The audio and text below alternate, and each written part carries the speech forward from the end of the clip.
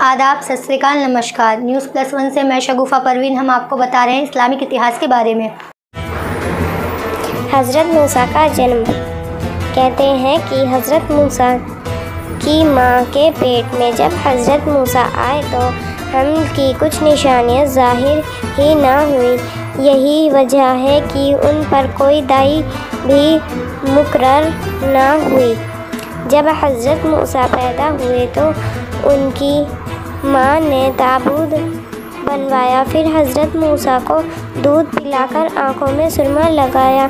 फिर ताबूत में फर्श बिछाकर उसमें डाल दिया। ताबूत की दरोड़ी के रोगिनेकार से मजबूत करके नील नदी में डाल दिया। नकल किया जाता है कि फ़िरऔन की बेटी दाग के मरीज़ की शिकार थी। जब डॉक्टर उसकी दवा दारू करते करते थक गए, उनका कहना था यह मरीज़ उस वक्त ठीक होगा जबकि उस जानदार के मुंह का थूक इस पर लगा दिया जाए तो तुम्हारे ज़माने में दरिया से निकालेगा। हज़रत मूसा की माँ ने संदूक को नील नदी में डाल दिया। वह बहता हुआ ठीक फ़िरऔन के महल के पेड़ों के पास पहुंच गया। लोगों ने उसे देखा तो निकाल लिया। उसका मुंह खोला तो उसमें से एक खूबसूरत बच्चा निकला जो अपने अंगूठे से दूध पी रहा था। फ़िरऔन की बेटी ने उसका थोड़ा सा थूक अपने सफ़ेद दाग पर लगा लिया। वह चंगी हो गई। उसने फट उस बच्चे का नाम मूसा रख दिया कि उनकी ज़बान से मूसा पानी और पेड़ को कहते हैं। अल्लाह ताला की यह कैसी मेहरबानी थी कि उसने हज़रत मूसा को कहाँ ले जाकर पनाह दी। हुआ यह कि फ़िरऔन और आसिया के दिल में उस बच्चे के लिए मोहब्बत पैदा हुई। दरबारियों ने फ़िरऔन को खबरदार भी किया कि यह वही लड़का है जो मुल्क की संतान के लिए खतरा गनेगा। इसके कत्ल में एक घड़ी के लिए भी देर न की जाए। फ़िरऔन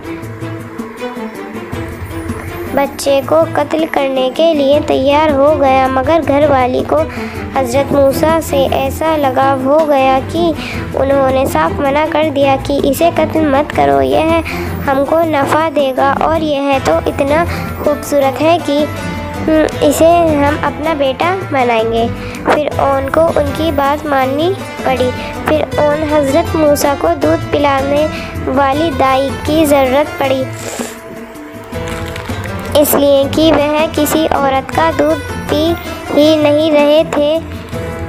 दाई की हैसियत से जब उनकी माँ बुलाई गई तो उन्होंने बड़े चाव से दूध पीना शुरू कर दिया। आसिया ने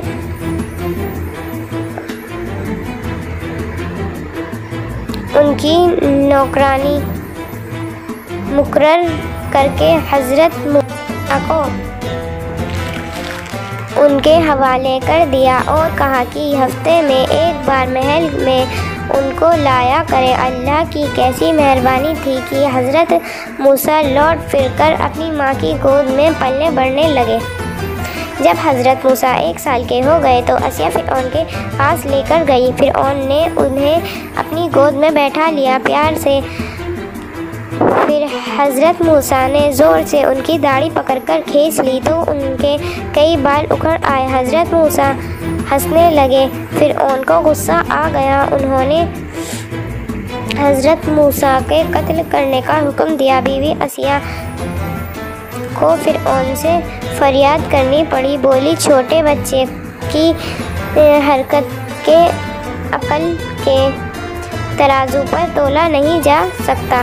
बच्चा बच्चा ही होता है। वैसे अगर तुम्हें ज़िद है तो इसे आजमा कर देख लो कि यह काम जानबूझकर किया नहीं गया है या ये कोई बचकानी हरकत नहीं है जो अनजाने में हुई है। अगर जानबूझकर हुआ है तब तो सज़ा दी जाए, वरना माफ़ कर दिया जाए।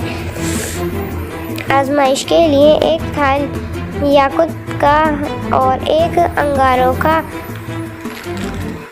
तलब किया गया। इसे हज़रत मूसा के आगे रख दिया गया। हज़रत मूसा तो चाहते थे कि याकूब के थाल में हाथ डाल दे, लेकिन हज़रत जिब्रील ने उनका हाथ आग की थाली में डाल दिया।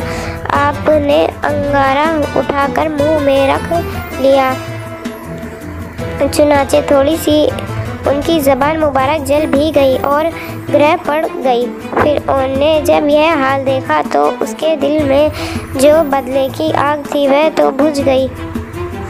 इसके बाद हज़रत मूसा सुकून के साथ राजमहल ही में पलने बढ़ने लगे। जब आप 17 साल के हो गए तो आसिया उनकी तरबियत में लग गई।